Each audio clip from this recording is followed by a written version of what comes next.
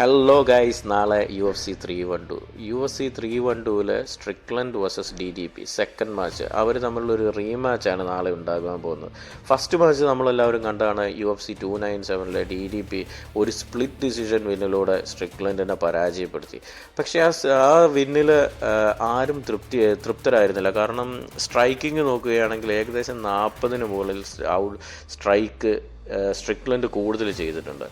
പക്ഷേ DDP തൻ്റെ റെസ്ലിങ്ങും ഗ്രൗണ്ടിൽ കാണിച്ച പ്രഷറും ആ ഒരു ഗ്രൗണ്ട് കൺട്രോൾ കൊണ്ട് മാത്രമായിരുന്നു സ്ട്രിക്ലൻഡിനെ തോൽപ്പിച്ചത്.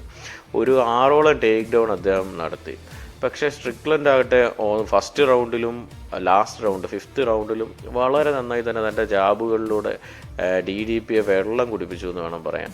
കാരണം അദ്ദേഹത്തിൻ്റെ ജാബുകൾക്ക് പ്രത്യേകിച്ച് മറുപടി ഒന്നും ഉണ്ടായിരുന്നില്ല. ക്രിയേറ്റീവ് സ്ട്രൈക്കറാണ് നമ്മുടെ സ്ട്രിക്ലൻഡ്. അദ്ദേഹത്തിൻ്റെ വിയേർഡായിട്ടുള്ള മൂവ്മെൻറ്റ്സും വളരെ പെട്ടെന്നുള്ള ജാബുകളും, അതായത് ഹൈ വോളിയം സ്ട്രൈക്കിങ്സ് ആണ്. കണ്ടിന്യൂ അദ്ദേഹം സ്ട്രൈക്ക് ചെയ്യും, പക്ഷേ തളരില്ല.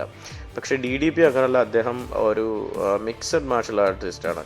അദ്ദേഹത്തിന് സ്ട്രൈക്കിങ്ങിനൊപ്പം തന്നെ അദ്ദേഹം റെസ്ലിങ്ങും തൻ്റെ പ്രഷറും എല്ലാം കൂട്ടിച്ചേർത്തിട്ടാണ് അദ്ദേഹം വിജയിക്കുന്നത്. അതുകൊണ്ട് തന്നെ ഈ ഫൈറ്റ് മിക്കവാറും ഗ്രൗണ്ടിലേക്ക് കൊണ്ടുപോകാനും DDP അനായാസം വിജയിക്കുവാനുമാണ് സാധ്യത. പക്ഷേ UFC ആണ്, ഫൈറ്റാണ്, നമുക്കൊരിക്കലും പ്രെഡിക്റ്റ് ചെയ്യാൻ പറ്റില്ല എന്നുള്ളതാണ് സത്യം. നമുക്ക് എന്തായാലും കണ്ടറിയാം എങ്ങനെയായിരിക്കും ഇത് പോകുന്നതെന്ന്.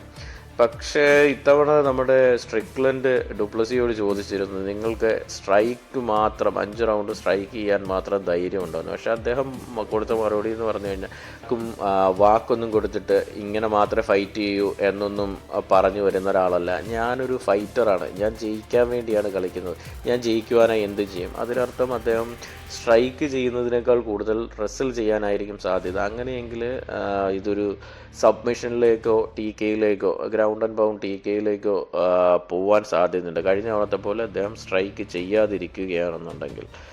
പിന്നെ നമുക്ക് ആക്റ്റീവ് പ്രഷർ, അദ്ദേഹം എപ്പോഴും പ്രഷർ കൊടുത്തുകൊണ്ടിരിക്കും. ഡുപ്ലസി എന്ന് പറയുന്ന ആൾ എപ്പോഴും പ്രഷർ ചെയ്യും. അതായത് ഒന്നുകിൽ സ്ട്രൈക്ക് ചെയ്യും, അല്ലെങ്കിൽ റെസ്ൽ ചെയ്ത് എങ്ങനെയെങ്കിലും സ്ട്രൈക്ക് ചെയ്ത് വളരെ നല്ല രീതിയിൽ ഫൈറ്റ് കൊണ്ടുപോകുന്ന ഒരാളാണ്.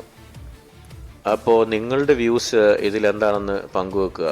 എൻ്റെ ടേക്ക് എന്ന് പറയുന്നത് ഡുപ്ലസിസ് എന്തായാലും അദ്ദേഹം വിജയിക്കും. ഇത് ഡിസിഷനിലേക്ക് പോകാൻ വളരെ സാധ്യത കുറവാണ്. കാരണം നമുക്കറിയാം ലാസ്റ്റ് 5 റൗണ്ട് വരെ നല്ലൊരു കാർഡിയോയിലൂടെ ഫൈറ്റ് ചെയ്യുന്ന വ്യക്തിയാണ് സ്ട്രിക്ലൻഡ്. അപ്പോൾ അദ്ദേഹത്തിൻ്റെ 5th റൗണ്ടിലൊക്കെ പോവുകയാണെന്നുണ്ടെങ്കിൽ റെസ്ൽ ചെയ്ത് തന്നെ നമ്മുടെ ഡുപ്ലസിയുടെ എനർജി പോവുകയും സ്ട്രിക്ലൻഡ് ഡൊമിനേറ്റ് ചെയ്യാനും സാധ്യതയുണ്ട്. അതുകൊണ്ട് തന്നെ ആദ്യത്തെ 3 റൗണ്ടിനുള്ളിൽ അദ്ദേഹത്തെ സ്ട്രിക്ലൻഡിനെ DDP ഫിനിഷ് ചെയ്യാനാണ് സാധ്യത.